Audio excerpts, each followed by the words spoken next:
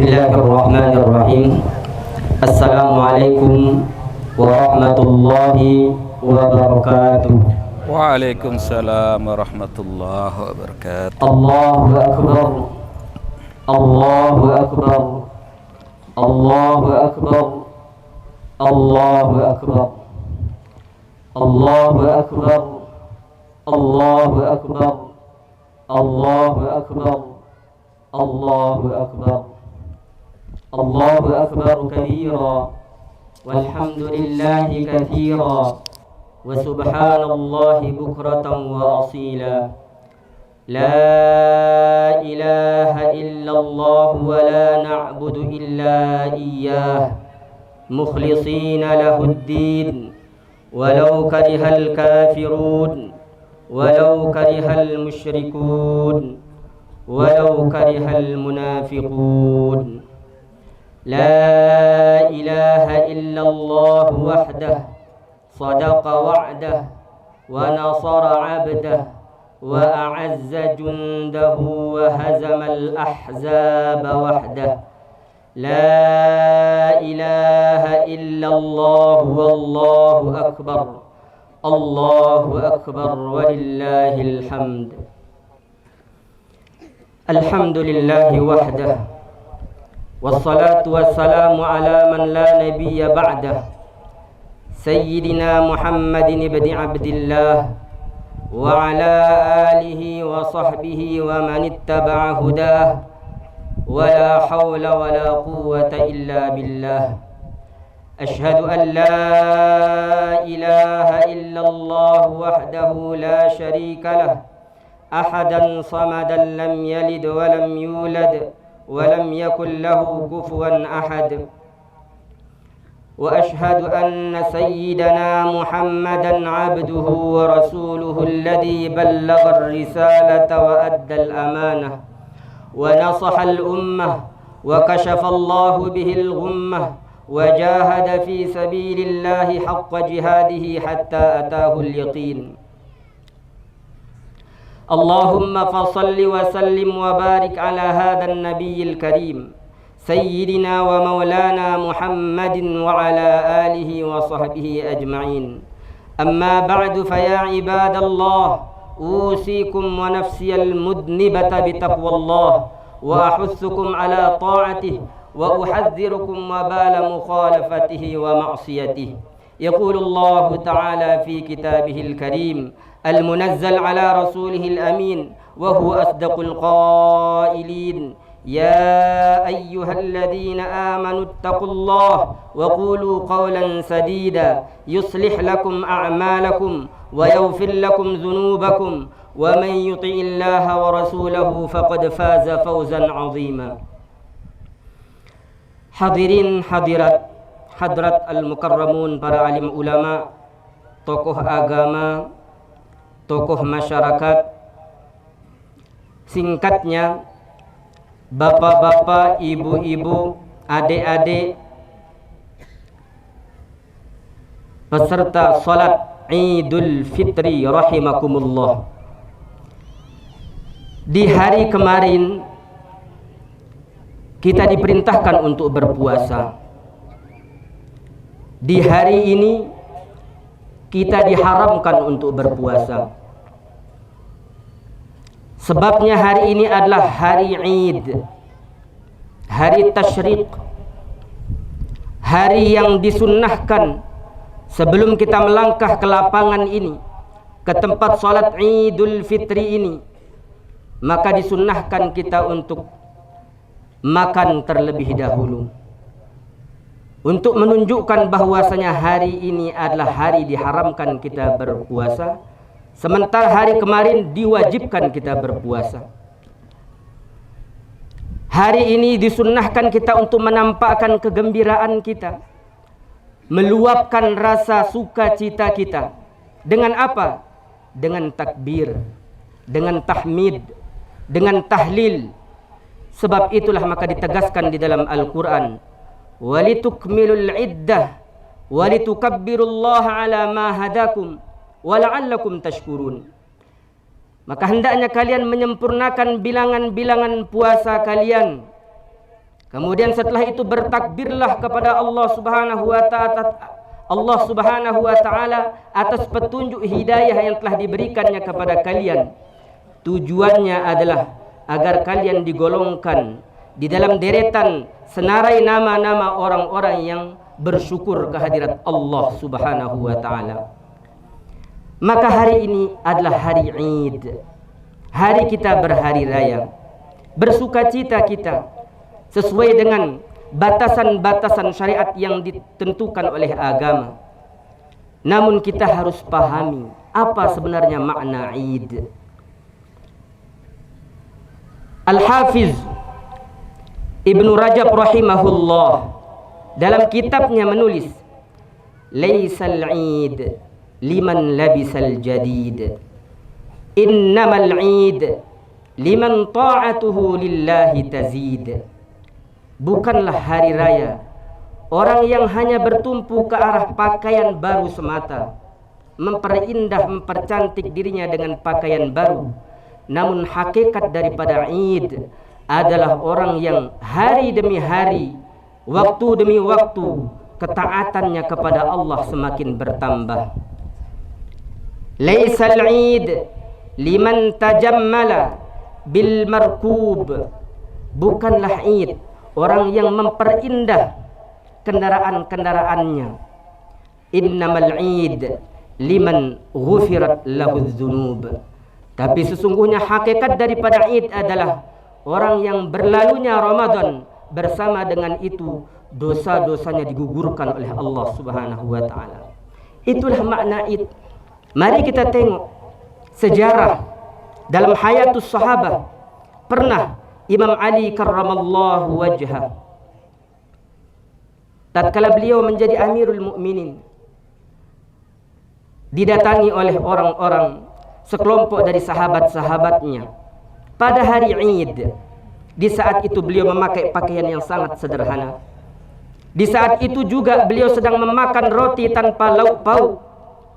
Melihat keadaan seperti itu, para sahabat bertanya, "Alaysa hadza yaumul Id? Ya Amirul Mukminin, bukankah hari ini hari raya?" Pakaian sederhana, makanan sederhana. Apa jawab Amirul Mukminin Ali bin Abi Thalib? "Al-yawm lana al-Eid wa qabla al-yawm lana al-Eid wa insyaallah ba'da al-yawm lana al-Eid." Hari ini bagiku adalah hari raya. Hari kemarin juga bagiku adalah hari raya. Dan insyaallah besok juga bagiku adalah hari raya, kata Ali bin Abi Thalib. Fama makna? Bertanya para sahabat, apa maksudnya? Maka Ali bin Abi Thalib menjawab, sesungguhnya hari kemarin aku mendapati diriku dalam keadaan beriman dan bertakwa kepada Allah. Dan hari ini aku mendapati diriku beriman dan bertakwa kepada Allah. Dan jika aku mampu mempertahankan iman dan takwa kepada Allah di hari esok, maka itulah bagiku Id. Itulah yang disebut dengan Id, hari raya.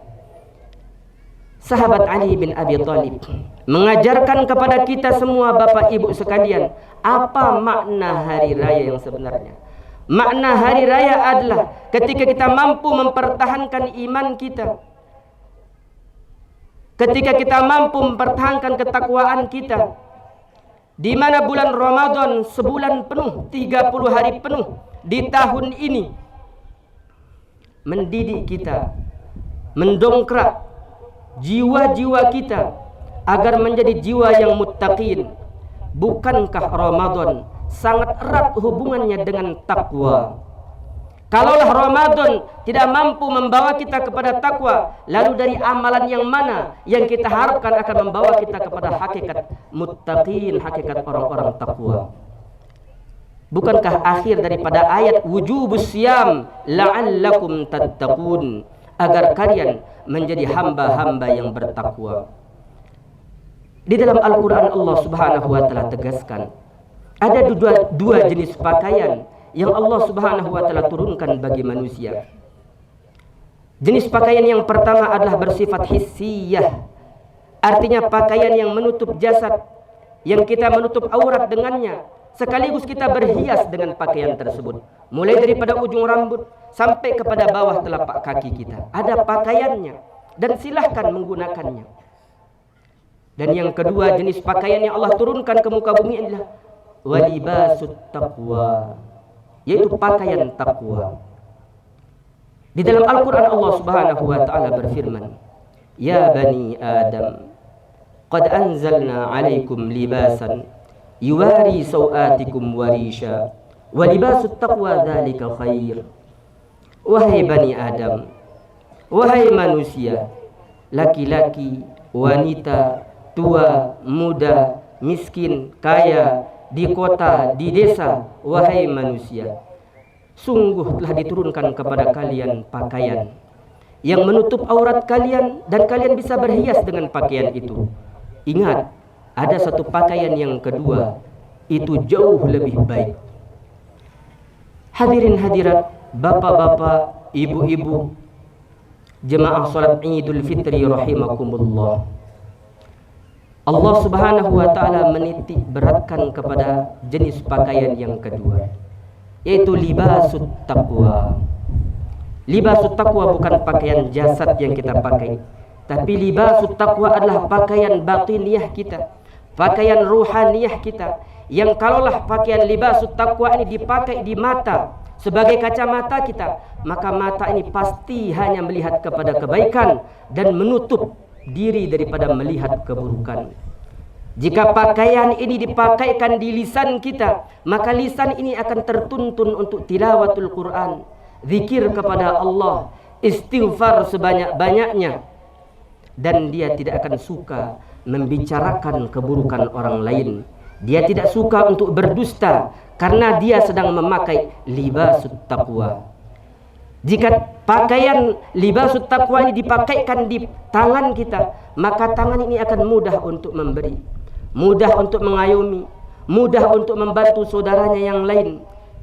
Bukan dengan tangan tersebut melukai, bukan dengan tangan tersebut ia menindas, bukan dengan tangan tersebut dia berbuat jahat, bukan dengan tangan tersebut dia mencuri.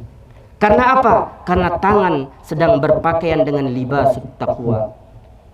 Dan kalaulah libasut taqwa ini diletakkan di kaki, kaki ini pasti akan dituntun oleh pakaian tersebut untuk berjalan kepada arah-arah yang baik, untuk berjalan kepada yang diridhoi oleh Allah Subhanahu wa ta'ala. Dan dengan libas tersebut, maka kaki ini akan ditahan dari melangkah kepada arah-arah keburukan. Itulah yang disebut walibasut taqwa dzalika khair. Dan ingatlah, sesungguhnya libas takwa itu jauh lebih baik dan harus lebih diperhatikan. Sementara kita pada saat ini sibuk kita, mulai daripada pertengahan Ramadan atau mungkin 1 minggu sebelum Lebaran, untuk mencari libas hissiyah, libas yang akan kita pakai ketika kita salat Idul Fitri. Dan mudah-mudahan hati kita ikhlas, kita memakainya karena perintah Allah dan sunnah Rasulullah SAW, bukan untuk niat dipertontonkan, bukan untuk niat diperlihatkan kepada orang lain. Saya yang paling bagus pakaiannya, saya yang paling cocok pakaiannya, saya yang paling indah pakaiannya. Buang dari hati kita akan perkara-perkara tersebut. Pakaikan hati kita libas at-taqwa, beristighfar kepada Allah Subhanahu wa ta'ala.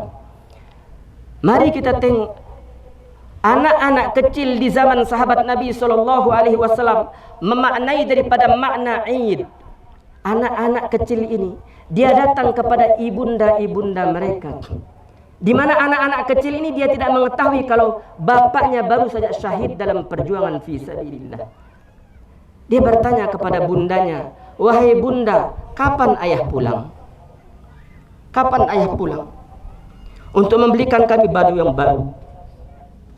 Kapan ayah pulang untuk membawa makanan-makanan enak untuk dimakan di hari Id ini? Kapan ayah pulang untuk membangun rumah yang baru? Kapan ayah pulang untuk menyediakan kendaraan-kendaraan unta, kuda untuk ditunggangi melewati tapak daripada lereng-lereng? Kapan ayah pulang untuk menyediakan itu semua, wahai bunda?" Pertanyaan seperti inilah yang dilontarkan oleh anak-anak sahabat kepada ibu-ibu, yang ibu-ibu itu telah menjadi janda karena syahid suaminya di jalan Allah Subhanahu wa taala. Itulah yang menyebabkan air mata mereka tidak tertahan untuk menjawab pertanyaan daripada putra-putri mereka. Sementara mereka sudah mengetahui kalau suaminya telah gugur menjadi syuhada, dan itulah Id bagi mereka. Maka apa jawab ibu mereka? Wahai nak, bersabarlah wahai nak, bersabarlah. Sesungguhnya ayahmu pada saat ini telah mempersiapkan pakaian indah bagimu. Sesungguhnya ayahmu pada saat ini telah mempersiapkan makanan-makanan yang enak bagimu. Sesungguhnya ayahmu pada saat ini telah mempersiapkan tempat yang paling bagus bagi kita semua. Sabarlah wahai nak, sabarlah wahai nak. Karena memang hakikatnya demikian. Seorang suami yang berjuang di jalan Allah, dia akan dipersilahkan masuk ke dalam surga bighairi hisab. Di sana dia mempersiapkan pakaian-pakaian untuk anak dan istrinya. Keluarganya telah disediakan tempat yang indah karena kesabarannya. Itu makna Id bagi orang-orang terdahulu. Apa makna Id bagi kita sekarang? Marilah kita melalui momentum Hari Raya Idul Fitri ini mengembalikan kesadaran kita bahwasanya makna Id liman ta'atuhu lillahi tazid. Sesungguhnya makna Id adalah barang siapa yang ketaatannya kepada Allah semakin bertambah. Allahu akbar, Allahu akbar, Allahu akbar, walillahil hamd. Bapak-bapak, ibu-ibu yang dimuliakan Allah Subhanahu wa taala, masih ingat kita doa Jibril alaihi salam yang diaminkan oleh junjungan Nabi besar kita Muhammad sallallahu alaihi wasallam dalam riwayat yang sahih? Jibril alaihi salam berdoa, ba'uda liman adraka Ramadan falam yughfarulah. Jibril berdoa, sungguh celaka orang yang dijumpakan dengan bulan Ramadan namun dia tidak mendapatkan ampunan di bulan tersebut. Kemudian Nabi sallallahu alaihi wasallam mengaminkan doa tersebut. Kemudian Jibril berdoa lagi, ba'uda liman dzukirta indah falam yudhkar ismak atau kama qala. Sungguh celaka orang yang tatkala namamu disebut namun ia bakhil untuk berselawat kepadamu.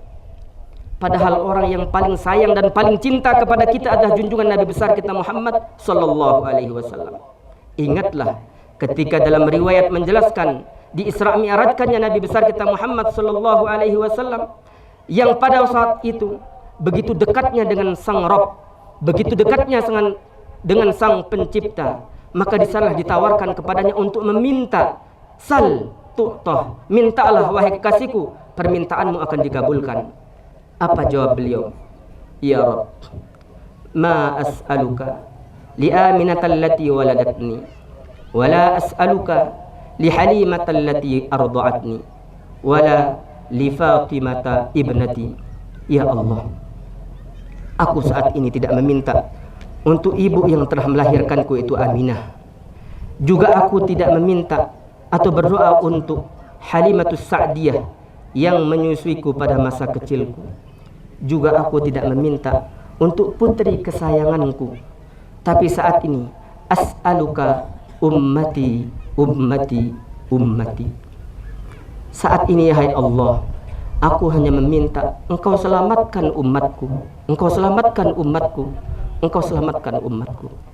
Nabi yang begitu sayang kepada kita, Nabi yang begitu cinta kepada kita, yang dalam keadaan seperti itu, subhanallah, mestinya lupa akan segala-galanya, tapi satu yang beliau ingat, hanya umatnya yang beliau ingat.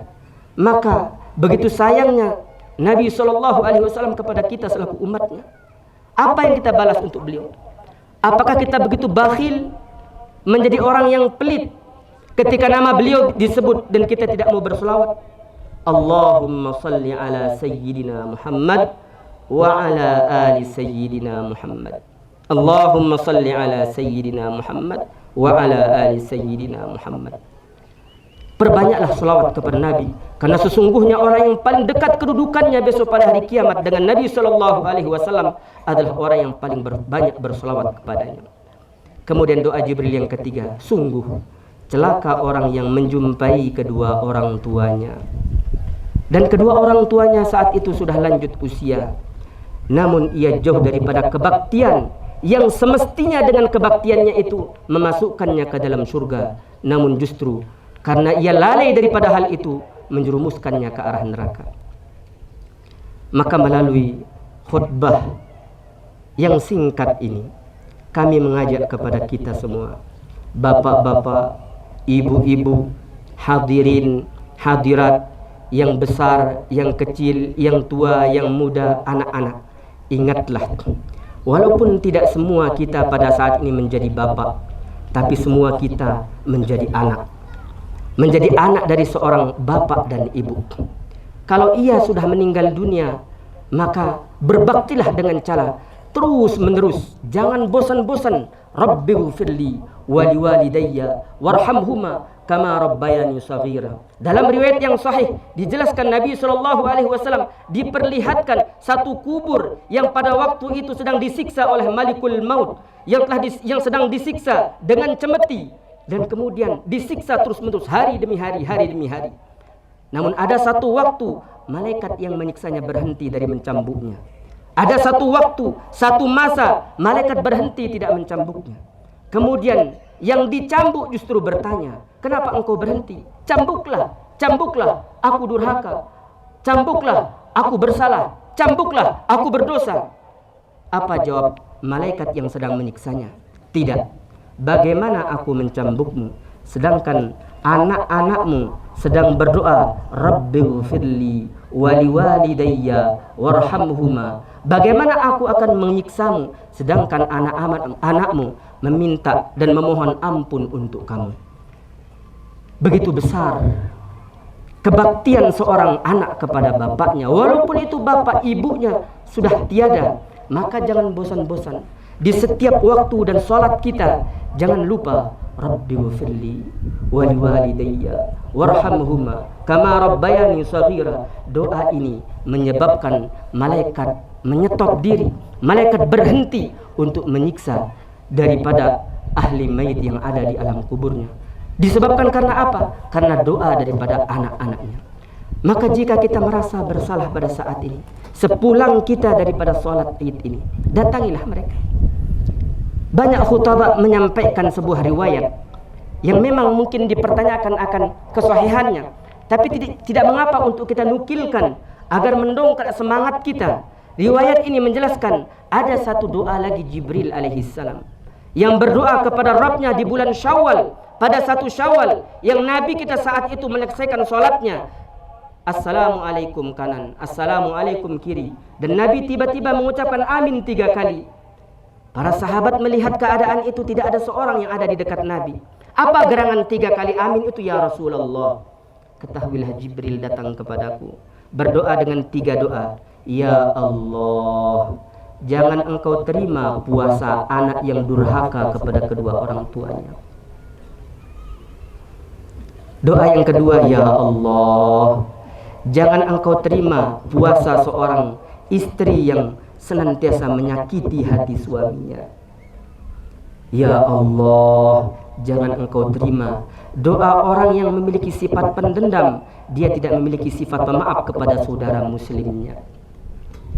Kalaulah doa ini benar, doa dipanjatkan Jibril, diaminkan oleh Nabi SAW, pastikan diri kita jangan sampai masuk di dalam 3 golongan tersebut. Kalau kita seorang anak, berbaktilah sekarang. Kalau kita seorang istri, hati-hati dalam berucap. Jangan sampai menyinggung hati suami. Sebab kalau itu terjadi, sungguh penduduk langit para malaikat melaknat dia sampai ia dapat ridho dan musamahah dari seorang suami. Maka pulang dari sini sungkemanlah sama suami, minta maaf. Dan sebagai seorang suami, jangan pelit-pelit memberikan maaf kepada istri.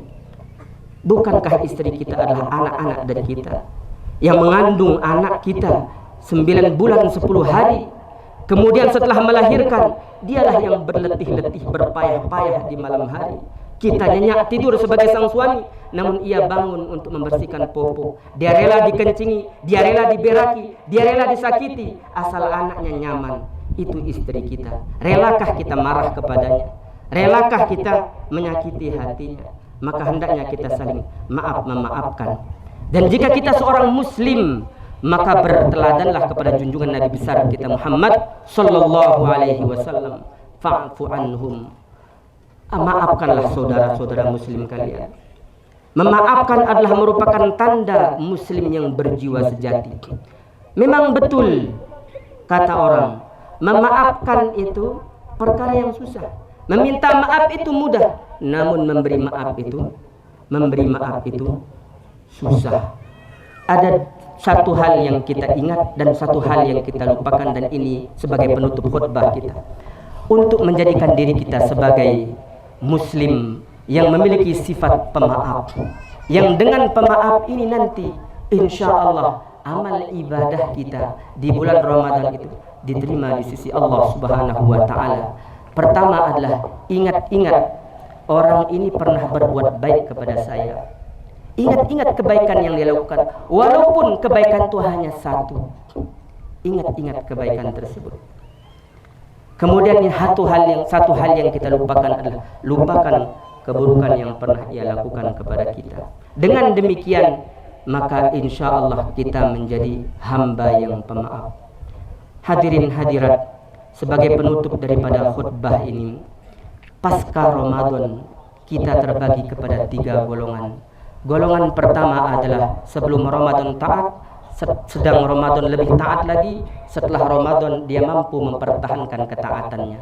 Golongan kedua, sebelum Ramadan ahli maksiat, di Ramadan tiba menjadi ahli taat, namun sayangnya setelah Ramadan dia kembali kepada kemaksiatannya. Golongan yang ketiga adalah sebelum Ramadan ahli maksiat, ketika Ramadan berjalan tetap maksiat pun berjalan, setelah Ramadan dia tambah berbuat maksiat. Pastikan diri kita pada golongan yang pertama. Mudah-mudahan semua yang hadir pada kesempatan ini, yang hadir di tempat, di lapangan, yang langit menjadi saksi, bumi menjadi saksi, semua nanti akan berbicara menjadi saksi. Insya Allah semua ini orang-orang muttaqin, orang-orang yang diberikan hatinya sifat takwa oleh Allah Subhanahu wa Ta'ala. Maka demikianlah akhir daripada khutbah yang kami sampaikan. Mudah-mudahan bermanfaat, mudah-mudahan kita bisa mengambil yang baiknya untuk kita jadikan pedoman dalam kehidupan kita dan kita amalkan. Kita adalah hamba Rabbaniyan, bukan hamba Ramadaniyan. Kita hamba Allah yang maha kekal, bukan hambanya Ramadan yang saat ini sudah berlalu. Kita akhiri khutbah kita dengan sama-sama berdoa kepada Allah Subhanahu wa Ta'ala. Mudah-mudahan doa kita ini diterima di sisi Allah Subhanahu wa Ta'ala. Astaghfirullahaladzim, astaghfirullahaladzim, astaghfirullahaladzim. Alladzi la ilaha illa huwal hayyul qayyum wa atubu ilaih. Alhamdulillahi rabbil alamin, hamdan na'imin, hamdan syakirin, hamdan yuwafi ni'amahu wa yukafi'u mazidah. Ya Rabbana lakal hamdu kama yanbaghi li jalali wajhikal karim wa 'azimi sultani. Allahumma ya awwalal awwalin wa ya akhiral akhirin wa ya dzal quwwatil matin wa ya rahimad du'afa wal yatama wal fuqara wal masakin wa ya arhamar rahimin. Irham dha'fana wa tawalla umurana wa khtim bis salihati ajalana. Allahumma ij'al jam'ana hadha jam'an mubarakan marhuma waj'al tafarruqana min ba'dihi tafarruqan mubarakan hasanan ma'suma. لا تجعل اللهم فينا ولا منا ولا معنا ولا من يتبعنا شقيا ولا مطرودا ولا مديونا ولا محروما. اللهم لا تدع لنا في مجلسنا هذا ذنبا إلا غفرته ولا هما إلا فرجته ولا كربا إلا نفسته ولا دينا إلا قضيته ولا مجاهدا في سبيلك إلا نصرته ولا بيتا إلا رحمته ولا عيوبا إلا سترته ولا ضالا إلا هديته ولا عسيرا إلا يسرته ولا حقا إلا أظهرته ولا باطلا إلا أزهقته ولا دعاء إلا استجبته ولا حاجة من حوائج الدنيا والآخرة هي لك رضا ولنا فيها صلاة إلا قضيتها ويسرتها يا أرحم الراحمين. اللهم اجعلنا هداة مهتدين، اللهم اجعلنا هادين مهتدين غير ضالين ولا مضلين، سلما لأوليائك حربا على أعدائك. نحب بحبك من أحبك ونعادي بعداوتك من خالفك. ربنا اغفر لنا ولإخواننا الذين سبقونا بالإيمان ولا تجعل في قلوبنا غلا للذين آمنوا ربنا إنك رؤوف رحيم. ربنا لا تزغ قلوبنا بعد إذ هديتنا وهب لنا من لدنك رحمة إنك أنت الوهاب. ربنا ظلمنا أنفسنا وإن لم تغفر لنا وترحمنا لنكونن من الخاسرين. ربنا آتنا في الدنيا حسنة وفي الآخرة حسنة وقنا عذاب النار وأدخلنا الجنة مع الأبرار يا عزيز يا غفار يا رب العالمين. وصلى الله على سيدنا محمد وعلى آله وصحبه أجمعين. سبحان ربك رب العزة عما يصفون وسلام على المرسلين والحمد لله رب العالمين. أقول قولي هذا وأستغفر الله العظيم لي ولكم ولسائر المسلمين والمسلمات فاستغفروه إنه هو الغفور الرحيم. والسلام عليكم ورحمة الله وبركاته.